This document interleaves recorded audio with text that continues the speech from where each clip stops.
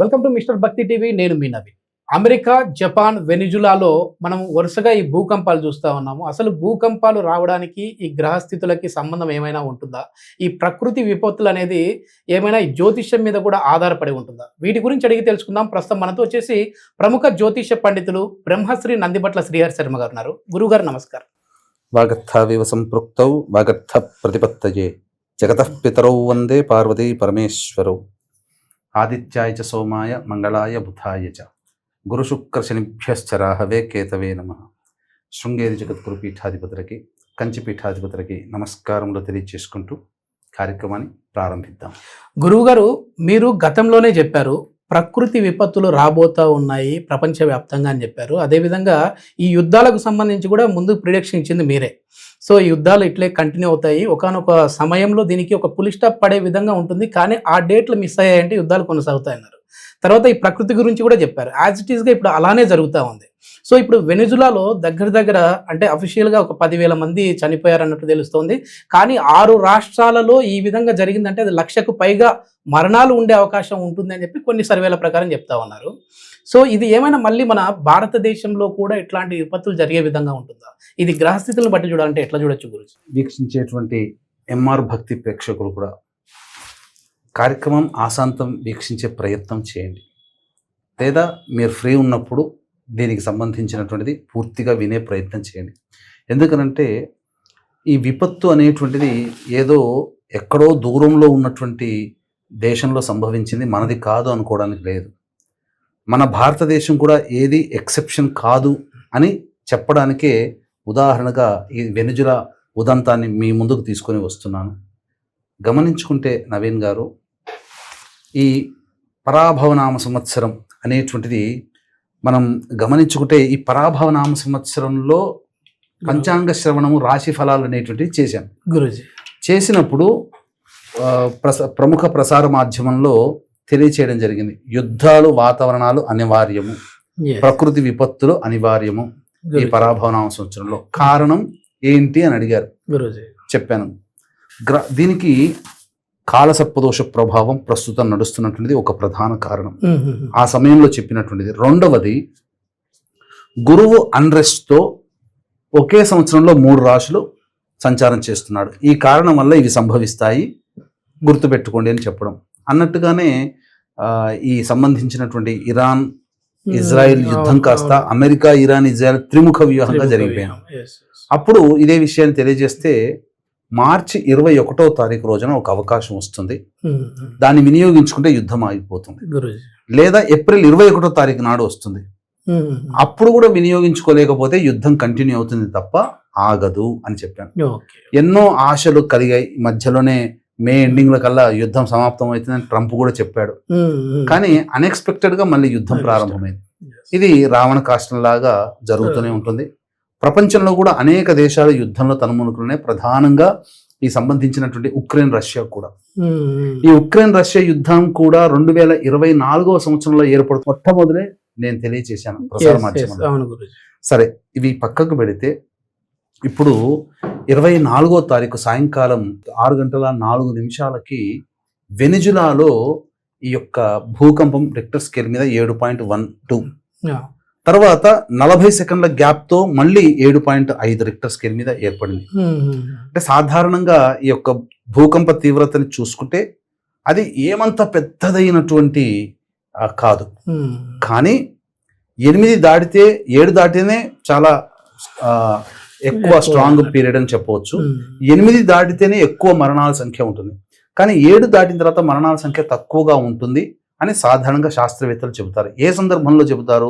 సైన్స్ని కూడా మనం తీసుకుంటే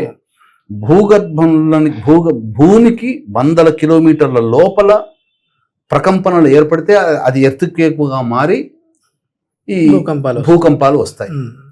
కానీ వెనిజులాలో ఏర్పడిన భూకంప తీవ్రత భూమి లోపల 29.4 కిలోమీటర్ల లోపలనే ఏర్పడింది. అంటే చాలా పైన ఏర్పడింది. కాబట్టి దీని యొక్క విస్ఫోటనము, భూకంప తీవ్రత ఎక్కువగా ఉంది. అంచనా ప్రకారము గవర్నమెంట్ 10,000 అని చెప్తున్నారు. 10,000 నుంచి ఇప్పుడు ఈ మధ్య ఇప్పుడు రీసెంట్ గా ప్రెసెంట్ టైంకి 10,000 నుంచి 1,00,000 దాకా మరణాలు ఉంటాయి. అంటే ఒక రకంగా చాలా బాధాకరమైనటువంటిది. అంటే ఎప్పుడు కూడా మనము, మన ఊరు, మన దేశం అనేది కాకుండా ఈ ప్రపంచం. ప్రపంచమే వసుదైక కుటుంబంగా ఒక గ్రామంగా మారిపోయినప్పుడు అక్కడ కూడా ఇన్ని మరణాలు మనలాంటి మానవులు మరణించారు అని అంటే బాధపడాల్సినటువంటి అవసరమే. Yes. అయితే ఇక్కడ ఒక విషయం ఏంటంటే మీరు అడిగారు కారణం ఏంటి అని గురూజీ. చెప్పేసి, గ్రహాల ప్రభావం దీనికి కారణం. Hmm. పరాశరుల వారు దీన్ని చక్కగా మనకు సూచించారు. ఏమని సూచించారు అని అంటే ప్రధానంగా పాపగ్రహాలు భూతత్వ రాశిలో స్థితి పొంది ఉండగా, గురూజీ. అలాగే కర్కాటక రాశికి పాపగ్రహాల ప్రభావము లేదా ఈ భూకంపానికి సూచించే గ్రహాల సంబంధము గనక ఉన్నప్పుడు ఏర్పడుతుంది, భూకంపాలు ఏర్పడతాయి. Okay. ఉదాహరణకి 28 జూలై 1976 సంవత్సరం గురూజీ. మనం ఆ సంవత్సరంలో చైనాలో ఏర్పడినటువంటి భూకంపం టంక్షన్ ప్రాంతంలో ఏర్పడింది. దాదాపు ఆ తీవ్రత వల్ల 5 నుంచి 6 లక్షలు, ఇట్స్ రికార్డ్. మీరు వెతుక్కొని చూసిన 28 జూలై 76 ఆ సందర్భంగా ఎర్త్ క్వేక్ అని కొడితే గూగుల్లో వచ్చేస్తుంది లిస్ట్. గురూజీ. చైనాలో ఏర్పడినటువంటిది. మ్యాసివ్గా అంతమంది చనిపోయారు. దీనికి గల కారణాన్ని గనక మనం విశ్లేషణ చేస్తే ఆ సమయానికి ఇంతకుముందు నేను చెప్పినట్లుగా కాలసర్పదోషం నడుస్తుంది. ఇప్పుడు కూడా కాలసర్పదోష ప్రభావంలోనే ఉంది. ఒకటి, ఈ భూకంపాన్ని ఏర్పడినటువంటి సమయానికి చూసుకుంటే లగ్నాన్ని పాపగ్రహమైనటువంటి కుజుడు వీక్షణ చేస్తున్నాడు. రవి అష్టమందు ఉన్నాడు. అలాగే భూకారకుడు లగ్నాన్ని వీక్షిస్తూ భూ సంబంధమైనటువంటి విపత్తులని, భూ సంబంధమైనటువంటి మినరల్స్ ని సూచించే గ్రహం శని. ఆ శని కుజుడిని వీక్షిస్తున్నాడు. ఈ కారణం చేత, అంతేకాకుండా ఇది ఒక రెండవ కారణం. మూడవ కారణం జ్యోతిష్య శాస్త్ర రీత్యా గురు బుధుల యొక్క కలయిక, గురు బుధుల యొక్క వీక్షణ, కంజంక్షన్ అండ్ ఆస్పెక్ట్, ఇవి ఉన్నప్పుడు ఆ సమయంలో భూకంప తీవ్రతలు ఏర్పడతాయి అని చెప్పబడింది. ఇప్పుడు కర్కాటక రాశిలోనే ఈ గురువు బుధులు కలిసి ఉన్నారు. గురువు శని నక్షత్రంలో ఉన్నాడు, బుధుడు గురుడి నక్షత్రంలో ఉండి గురు బుధులిద్దరు కలిసి ఉన్నారు. అలాగే శుక్రుడు కూడా బుధుడి నక్షత్రంలో పడ్డాడు. అక్కడ శుక్రుడు కూడా కారకుడు అయ్యాడు. పైగా ఈ విపత్తులు అనేటువంటివి ఏర్పడడానికి ప్రధానంగా మనకు సూచించేటువంటిది గ్రహణాలు. ఇప్పుడు 1976 సంఘటన మీరు గుర్తుకు తెచ్చారు కదా గురూజీ. సో అప్పుడు దగ్గర దగ్గర 5 నుంచి 6 లక్షలకు పైగా మరణాలు జరిగాయి అంటున్నారు. మళ్ళీ ఇప్పుడు అదే గ్రహం, అదే కాలసర్ప దోషము ఇప్పుడు నడుస్తూ ఉంది కదా, అంటే దీన్ని తీవ్రతంగా పెరిగే విధంగా ఉంటుందా, లేదు అని అంటే ఇక్కడతో ఏమైనా ఆగిపోతుందా? ప్రపంచవ్యాప్తంగా వేరే దేశాలకు ఇది పాకడం కావచ్చు, లేదు అని అంటే మన భారతదేశానికి కూడా ఏమైనా ప్రమాదం అనేది ఏమన్నా ముంచి ఉందా? అంటే ఇప్పుడు ప్రకృతి విపత్తులు అనేటువంటివి పరిశీలన చేసినప్పుడు నవీన్ గారు, వీక్షించేటువంటి ఎంఆర్ భక్తి ప్రేక్షకులు గమనించాల్సినటువంటిది, ప్రకృతి విపత్తులు అనేటువంటి సంభవించడానికి ప్రధానంగా గ్రహణాలు ఒక ఇండికేషన్ సూచిస్తాయి. ఎటొచ్చి మన భారతదేశంలో గ్రహణాలు అనేటువంటి వ్యక్తిగత జాతకానికి ఎక్కువగా ఆపాదించబడి ఉండడం, గ్రహణ తదనంతరం వచ్చినటువంటి సంఘటనల్ని మనం ఎక్కువగా ఎనలైజ్ చేయలేకపోవడం వల్ల గ్రహణాన్ని ఎంతసేపటికి సైన్స్కి ముడిపెడుతూ మనం చూసుకున్నాం. కానీ జ్యోతిష్య శాస్త్రము గ్రహణం అనేటువంటిది ఒక హెచ్చరికగా పరిగణిస్తుంది. మీకు కురుక్షేత్ర యుద్ధం జరిగినప్పుడు ఒకే నెలలో 14 రోజుల వ్యవధిలో 2 గ్రహణాలు ఏర్పడినటువంటి కారణం చేత కురుక్షేత్ర యుద్ధం ప్రారంభమైందని చెప్పి మహాభారతంలో వ్యాస భగవానుల వారే సెలవిచ్చారు. తదనుగుణంగానే ఫస్ట్ బిగ్గెస్ట్ వరల్డ్ వార్ అనేటువంటిది మహాభారత యుద్ధం. ఇప్పుడు మనం గమనించుకుంటే గ్రహణాలు, ఇప్పుడు ఈ గ్రహణాలకి ఎప్పుడు కూడా ముందు 45 రోజులు, గ్రహణం తర్వాత 3 నెలల వరకు ఈ యొక్క గ్రహణ ప్రభావం ప్రపంచవ్యాప్తంగా మ్యాసివ్గా ఉండబోతుంది. ఓకే, అయితే ఈ గ్రహణము ఏ రాశిలో ఏర్పడుతుందో, ఈ గ్రహణం ఏర్పడినటువంటి రాశికి, ఈ రాశి ఏ దేశాల్ని సూచిస్తుందో ఆ ప్రభావము ఆ దేశాల వాళ్ళు పొందుతారు, విపత్తులు పొందుతారు అని శాస్త్రం తెలియజేస్తుంది. ఇప్పుడు 12 ఆగస్ట్ 2026 సంవత్సరంలో పుష్యమి నక్షత్రంలో గ్రహణం ఏర్పడుతుంది, బుధవారం రోజున. ఆ సందర్భంగా మరి ఆగస్టుకి జూలైకి మధ్య ఎంత ఉంది? 42 రోజులు. ఇప్పుడు ఎంత? 22. అవును. రమారమి సరిపోయింది కదా, అవును. 26వ తారీఖు కదా ఈరోజు. అంటే 42 ప్లస్ 4 రోజులు మిగిలింది, అంతే 5 రోజులు. అంటే రమారమి 47 రోజులు. 47 రోజులు. అంటే 45 రోజుల ముందర మనకు తెలిసిపోయింది. కాబట్టి ఈ విపత్తులు అనేటువంటివి మన భారతదేశం కూడా ఎక్సెప్షన్ కాదు. మన భారతదేశం కూడా ఎదుర్కోక తప్పదు. ప్రకృతి విపత్తులు అనంటే భూకంపాలు, సునామీలు. ఇప్పుడు మనం చూస్తున్నాం అరుణాచల్ ప్రదేశ్ లో ప్రకృతి విలయ తాండవం చేసి ఎంత ఆస్తి నష్టాన్ని కలుగజేస్తుంది. మనుషులు చనిపోతేనే లెక్క కాదు కదండి, ఆస్తి నష్టం కూడా అంతే కదా. మరి గవర్నమెంట్కి ఎంతో ఖర్చు. ఇప్పుడు అలాగే ఇప్పుడు గురుడు ఇంతకుముందు చెప్పుకున్నట్టుగా గురుడు ఒక సంవత్సరంలో అనగా 360 రోజులకి ఒక రాశి మారుతాడు. ఈ మారిన సందర్భంగా ఒక్కొక్క రాశి 360 రోజులు ఉంటాడు. అంటే రమారమి సంవత్సరం. మరి ఇప్పుడు జరుగుతున్నటువంటిది ఏంటి? 2025వ సంవత్సరం నుంచి గురుగ్రహము అతిచారముతో ఒకే సంవత్సరంలో 3 రాశులు మారుతున్నాడు. ఈ పరాభవనామ సంవత్సరం అయిన తర్వాత జూన్లో మారాడు, గురువు కర్కాటక రాశిలోకి వచ్చాడు. మళ్ళీ అక్టోబర్ వరకు ఉంటాడు, అక్టోబర్ 30వ తారీఖు వరకు. అక్టోబర్ 31వ తారీఖుకి సింహరాశిలోకి వెళ్ళిపోతాడు. అంటే ఈ ఒకే సంవత్సరం, ఈ పరాభవనామ సంవత్సరంలో జూన్ వరకు మిథున రాశిలో ఉండి అక్టోబర్ తర్వాత కర్కాటక రాశిలోకి వచ్చాడు, మళ్ళీ వెంబడి సింహరాశిలోకి. అంటే ఒకే సంవత్సరంలో 3 రాశులు మారుతున్నటువంటి గతంలో కూడా ఈ విధంగా జరిగింది. సో ఈ ప్రెడిక్షన్ అంతా కూడా మనం గతంలో జరిగిన దానికి దీనికి అంతా మీరు రీసెర్చ్ చేసుకుంటా ఉంటారు. అంటే సైంటిఫిక్ గా ఒక రీజన్ ఉంటే వీళ్ళు ఏముంది ఏదో చెప్తా ఉంటారు గ్రహాలను బట్టి అనేసి అంటూ ఉంటారు. కానీ ఈ రీసెర్చ్ అనేది ఉంటుంది. రీసెర్చ్ మరి లేకపోతే మీకు ఇంకా సమయం, ఇప్పుడు మనం చేసే సమయానికి నిన్ననే జరిగింది, ఈ రోజు మన ఇండియాలో ప్రాంతంలో జరిగి ఇప్పుడు చేసే సమయానికి నేను ఎన్నో సందర్భాలలో గ్రహణం ఏర్పడిన తర్వాత ప్రకృతి విపత్తులు వస్తే పలానా గ్రహణం ఏర్పడుతున్నప్పుడు ప్రకృతి విపత్తులు తప్పవు అని చెప్పి అనేక ప్రసార మాధ్యమాలు చేశాను. ఇప్పుడు కూడా ఎవరైనా కానీ eclipses happened in past decade అని చెప్పి మీరు గూగుల్లో సెర్చ్ చేస్తే ఒక లిస్ట్ ఇస్తుంది. అదైన తర్వాత ఆ లిస్ట్ ఇచ్చిన డేట్ ని ప్రకారము is any massive incidents happened in major incidents happened in after so and so month and so and so year అని కొడితే లిస్ట్ మొత్తం వచ్చేస్తుంది. నేను చెప్పాల్సిన పని లేదు, నేను కూడా అలా రీసెర్చ్ చేసిందే గ్రహణం తర్వాత ఈ సంబంధించినటువంటిది. ఇప్పుడు గురుగ్రహము 3 రాశులు మారుతుంది అని చెప్పేసి నేను చెప్పాను కదా. దీని ప్రభావం వల్ల ఏమవుతుందనంటే ఇప్పుడు మీకు ఒక సపోజ్ ఒక వారం రోజుల్లో మీరు చేయాల్సినటువంటి పని ఏదైతే ఉందో దాన్ని మీరు కంటికి నిద్ర లేకుండా 2-3 రోజుల్లో చేశారంటే అది అలసిపోతారా లేదా?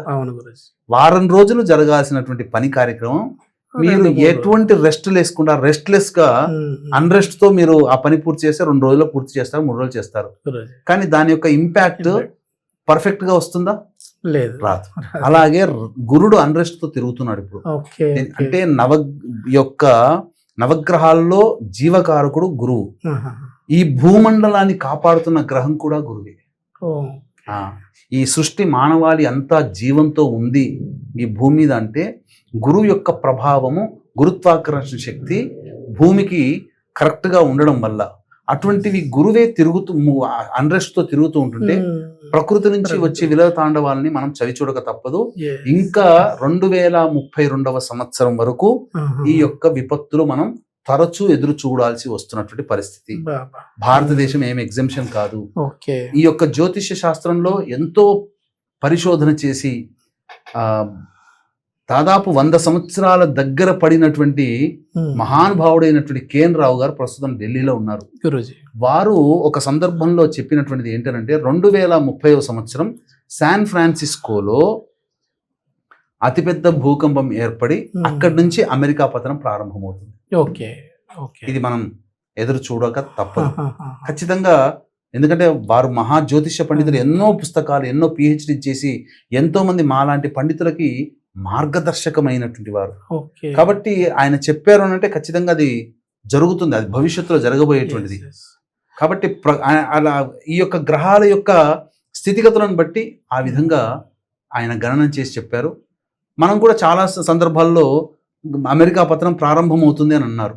అవును. అనేక సందర్భాల్లో ఈ సంబంధించినటువంటి పండితులు కూడా 2032 వరకు జాగ్రత్తగా ఉండమని మాలాంటి వాళ్ళు చెప్తున్నటువంటి. Okay okay. కాబట్టి వీక్షించేటువంటి ప్రేక్షకులు దైవానుగ్రహాన్ని పొందే ప్రయత్నం చేయాలి, ప్రకృతిని కాపాడుతూ ఉండాలి, ప్రకృతి ఇచ్చినటువంటి హింట్స్ ని దృష్టిలో పెట్టుకొని మనం నడవడిగా ఉండాలి. ఈ ప్రకృతి విపత్తులు జరగకుండా ఉండాలంటే ఆధ్యాత్మికంగా ఏ దేవుణ్ణి మనం ఎక్కువ ఆరాధించాలి గురించి? అంటే ఇది ఏదో ఒకరి గురించి, మీ గురించో నా గురించో అనేది కాదు, ప్రకృతికి అనేది ఒక ఆధ్యాత్మికంగా ఏ దేవుణ్ణి మనం ప్రార్థిస్తే శాంతిగా ఉంటుంది? అంటే ఈ కలియుగానికి అవసరమైన దేవతలు కలవు చండీ వినాయకో కాలభైరవ.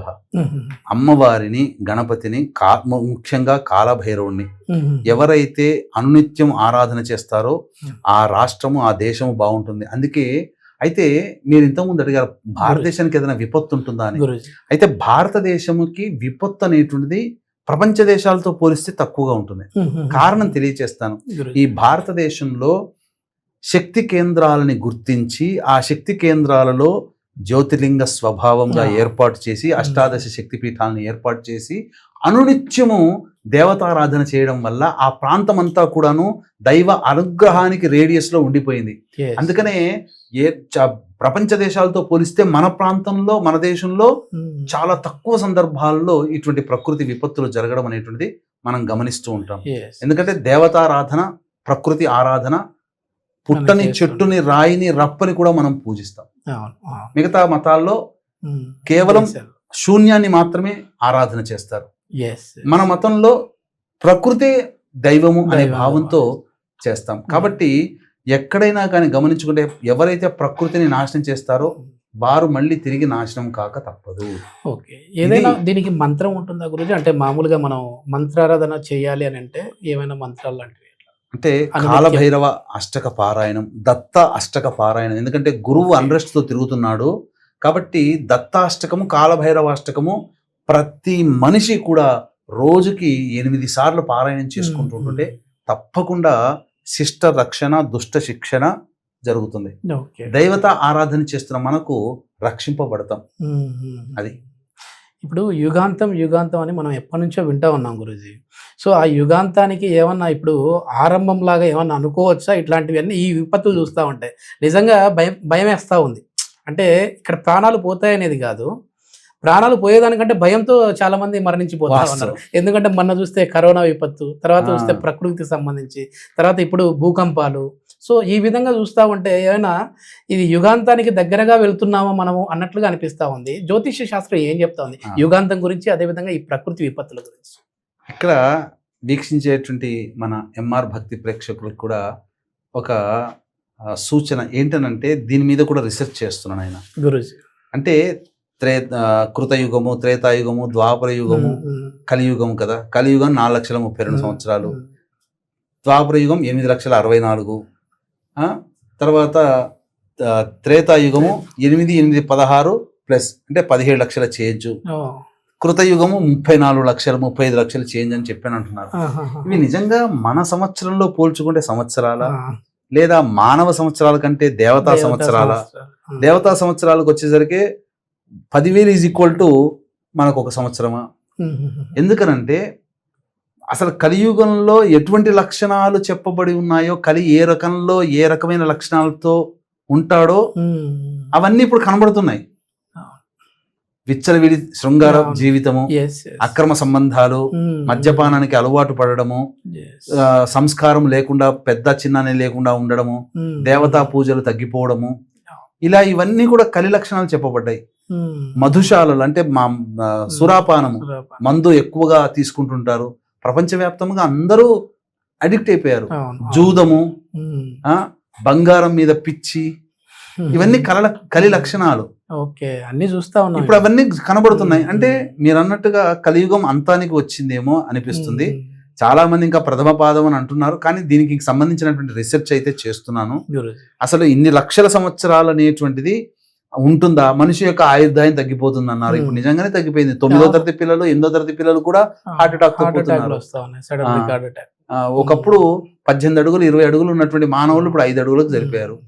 ఇవన్నీ అంటే మానవుల ఆయుష్ ప్రమాణము, శరీర ప్రమాణం నిన్ను కలియుగంలో నూరేళ్ళు తక్కువగా అని ఉంటుంది. చెప్పేసి ఒకప్పుడు నిన్ను నూరేళ్ళు అనేవాళ్ళు, ఆ. 120 కూడా బతికిన సందర్భాలు ఉన్నాయి. ఉన్నాయి. ఇప్పుడు 60 దాటితేనే ఇంకా డైరెక్ట్ ఆ. సిగ్నల్ అయిపోతుంది. అంటే అల్పాయుష్తో 20 ఏళ్లకే చనిపోవాల్సిన పరిస్థితి వస్తుందని చెప్పారు. So Yes. ఇవన్నీ కూడా జరుగుతున్నాయి. అందుకనే ఇప్పుడు చూసుకుంటుంటే చిన్న చిన్న పిల్లలు, ఇప్పుడు ఈ మధ్య మనం చూసుకున్నట్లయితే 9వ తరగతి పిల్లవాడు, 9వ తరగతి 9 ఏళ్ల పిల్లవాడా ఓకే ఓకే ఎక్కువ పోర్నుకి అడిక్ట్ అయ్యి 2-3 ఏళ్ల అమ్మాయిని అత్యాచారం చేశాడు. 9 సంవత్సరాలు. 9 సంవత్సరాలు. అవును అవును. మరి ఎక్కడ వింత పోకడ ఇది? Yes, yes. ఇవన్నీ కలి లక్షణాలే కదా నాయన. అదే, అసలు 9 ఏళ్ల వాళ్ళకి ఆ పిల్లవాడికి ఏళ్లలో ఏం తెలుస్తాయి? ఏం తెలుస్తుంది? పిల్లలు ఆడుకుంటుంటారు, పిపరమెంట్లు చాక్లెట్లు తినేటువంటి ఆలోచనతో ఉండి కేరింతలు కొడుతూ అల్లరితో ఉండాల్సినటువంటి జీవితము ఒక 30 ఏళ్ల యువకుడు ఎలా ఆలోచిస్తాడో అలా ఆ 9వ తరగతి 9 ఏళ్ల పిల్లవాడు అలా ఆలోచించి 2 ఏళ్ళు 3 ఏళ్ల చిన్న పాపని అత్యాచారం చేసే స్థితికి వాడి మైండ్ సెట్ ఎదిగిందంటే మరి కలియుగం అంతమవుతున్నట్టే కదా, ఇక్కడ ఆ లక్షణాలు ఇక్కడ ఆప్ట్ అవుతున్నట్టే కదా. అందుకే రీసెర్చ్ అనేటువంటిది చేస్తున్నాం. తప్పకుండా సమగ్రమైనటువంటి విషయంతో మళ్ళీ మనం ఒకసారి ఈ విషయాన్ని మన ఎంఆర్ భక్తి ప్రేక్షకులకి తెలియజేద్దాం. ప్రకృతి ఫైనల్ గా ఏం చెప్పదలుచుకుంటుంది గురూజీ? అంటే ఇట్లాంటి విపత్తుల కారణంగా అసలు ఏం చెప్పదలుచుకుంటుంది? ఇది అన్ని ఒక సిగ్నల్స్ ఏమైనా? సిగ్నల్స్ కంటే కూడా ఇక్కడ ఏమంటారు, లెక్కలు సరి చేయబడతాయి, జనతా గ్యారేజ్ లో అన్నట్టుగా ఇక్కడ రిపేర్ చేయబడతాయని ఉంటుంది కదా ఆ సినిమాకి క్యాప్షన్ గా. ఇప్పుడు ప్రకృతి గ్యారేజ్, ఇక్కడ లెక్కలు సరి చేయబడుతున్నాయి. ఇది ప్రకృతి గ్యారేజ్ ఇప్పుడు నడుస్తుంది. 2025 నుంచి 2032 వరకు ఎవరు ఎలా ఉంటారో తెలియదు. మ్యాసివ్ చేంజెస్ వస్తాయి. చాలా ఇబ్బందికర పరిస్థితులు మనం ఎదుర్కోవాల్సిన పరిస్థితి. అన్నిటికంటే మించి ఆర్థిక మాంద్యం అనేటువంటిది వస్తుంది. ప్రజలందరూ కూడా అప్రమత్తమై ఉండాలి. డబ్బులను విచ్చలవిడిగా ఖర్చు పెట్టకూడదు, దాచుకునే ప్రయత్నం చేయాలి. లిమిటెడ్ జీవితాన్ని మనం గడపాలి. మన కోరికలు, సంతోషాల్ని మనం లిమిటెడ్ గా చేసుకుంటూ ఉండాలి. ఎందుకంటే మనం దాచుకున్న డబ్బే మనల్ని రేపొద్దున కాపాడుతుంది. కాబట్టి ఇవన్నీ కూడా సూచన చేయబడుతున్నాయి. 32 వరకు కూడా దేవతారాధన వదిలిపెట్టకూడదు. ఎవరైతే నిజంగా దేవతా అనుగ్రహాన్ని పొందే ప్రయత్నం నిరంతరం 2032 వరకు చేస్తారో వాళ్ళ కుటుంబం రక్షింపబడుతుంది. అంటే దేవుడు పక్షపాత చెయ్యని వాళ్ళని శిక్షిస్తాడా అనంటే, నువ్వు చేయకపోగా ఇంకా ఆ దైవాన్ని ప్రకృతిని నువ్వు నమ్మకపోగా నువ్వు ఇంకా ప్రకృతికి వ్యతిరేకంగా వెళ్తున్నప్పుడు మరి తప్పదు కదా. రోడ్డు మీద మనం బండి మీద పోతున్నాము, వచ్చే బండికి మనం పక్కకు పోతే మనం సేఫ్ గా వెళ్తాము, ఆ బండికి మనం ఎదురుగా పోతే మన ప్రాణాలు పోతాయి. ప్రకృతికి మనం ఎదురెగుతున్నాం కాబట్టి అటువంటిది ఎదురేయకూడదు. అల్లాటప్ప కాదు, దీన్ని అంత తేలిగ్గా తీసుకోవాల్సినటువంటి విషయం కాదు. గ్రహ సంచారం మనకు తెలియజేస్తుంది. గ్రహాలని దైవాన్ని నమ్మిన వాడు ఈ ఆచరించి బాగుపడతాడు. ఇది లేదు సైన్స్ ఇవన్నీ ఉత్తదే అని వాడు అలాగే పతనం అవుతాడు. ఇది మొత్తానికి ప్రకృతి కన్నెర్ర చేస్తే ఏ విధంగా ఉంటుందో ఇప్పుడు మనము ఈ మచ్చుకి 3 దేశాల్లో చూస్తూ ఉన్నాము. కానీ అలా కాకుండా మనం ప్రకృతిని ప్రేమిస్తూ అదేవిధంగా ప్రకృతిని ఆరాధిస్తూ పూజిస్తూ ఉన్నామంటే మాత్రం కలకాలం హ్యాపీగా ఉంటామని చెప్పేసి గురువుగారు చెప్తున్నారు. సో దీనికి సంబంధించిన అప్డేట్స్ అయితే ఎంఆర్ భక్తి టీవీ ఇస్తూనే ఉంటుంది. Please subscribe our channel. Thank you గురు. సర్వం శ్రీ ఉమామహేశ్వర పరబ్రహ్మార్పణమస్తు.